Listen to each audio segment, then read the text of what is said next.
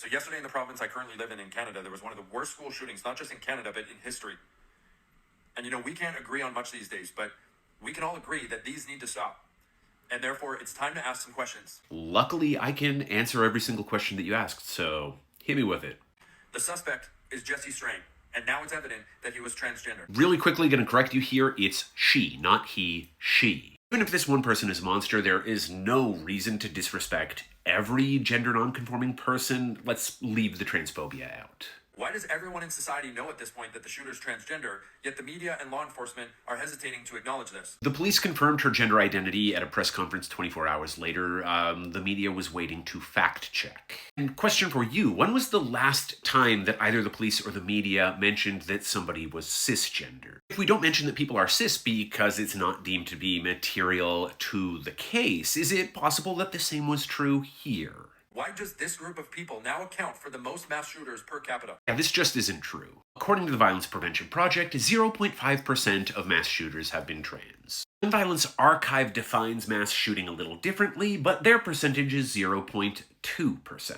Which is to say that trans and gender non-conforming folks are underrepresented. Here we might actually ask, why is the mainstream media so eager to blame trans folks? Because they have gotten it wrong and blamed a trans person more often than trans people have actually been mass shooters. Why are governments and law enforcement not engaging in a conversation around the correlation between trans people and mass shooters? So that's obviously a terrible question. Let me give you a better one.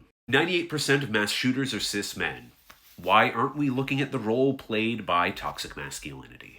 Why are governments and law enforcement not engaging in a conversation around the correlation between the use of psychiatric pharmacological drugs like SSRIs and mass shooters? So it is true that about a quarter of all mass shootings are performed by people with mental illness, and most of them are on medication of some kind. Though that percentage has actually been dropping over the course of the past few decades. Which is notable because the number of people who are treating their depression with medication has only been increasing over the same period of time. Anyway, this is being studied, it has been studied, and nobody has found a causal connection here. Why do we automatically blame these tragedies on guns? Because this doesn't happen in countries with tighter gun control. There is a strong correlation in the United States between states with weak gun regulations and mass shootings. Likewise, countries with stronger gun regulations, fewer mass shootings.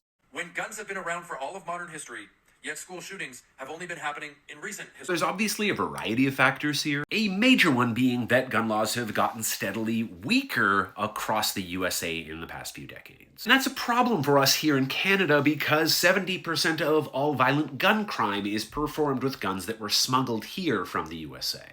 Why are governments not open to and engaging in conversation around trans ideology, particularly during childhood, being a mental illness? I'm gonna have to interrupt you here because trans ideology is not a thing. It is a transphobic dog whistle. It's not an ideological position to claim that trans people exist. Why do we call body dysmorphia a mental illness and tell our kids the objective truth about their bodies, but we don't call gender dysphoria a mental illness and tell kids the objective truth about their bodies? So that is because they are two different things. They have two different names because they are two different conditions. Granted, the words dysmorphia and dysphoria do sound similar, but that does not mean that they have the same root cause or that they are treated in the same way. Why are we not only so quick to celebrate kids changing their genders and even supporting irreversible medical interventions in that process? We celebrate medical interventions associated with transition because it saves lives and results in happier people. Studies of trans youth into adulthood routinely return satisfaction rates over 90%. And as for irreversible surgical interventions, those are incredibly rare among trans youth. In fact, more than 95% of gender-affirming surgeries are performed on cis kids. And yet there is zero conversation and questions being allowed to be asked about the long-term side effects and how this could be correlated with mental health issues. Conversations are happening. I just showed you a study that follows trans youth into adulthood. You either aren't listening or, more likely, you just don't like the answer. I don't hate trans kids or trans people. I don't believe you. I love all people. I just want the truth. No, you don't. Because at this point, it's starting to come after our kids. Literally. In more ways than one. Wow, you went from I love everybody to describing trans folks as if they are some sort of movie monster in about 5 seconds flat. Because what is the it that is coming after kids? Who is the it? I can't even tell whether this was supposed to be a transphobic dog whistle, if you're just being careless with your dehumanizing language, or if you're an idiot. Maybe a combination of all three. And if you ain't asking questions yet like this, you're part of the problem. No, the answers to your questions are all publicly available. You are the problem. The problem is you.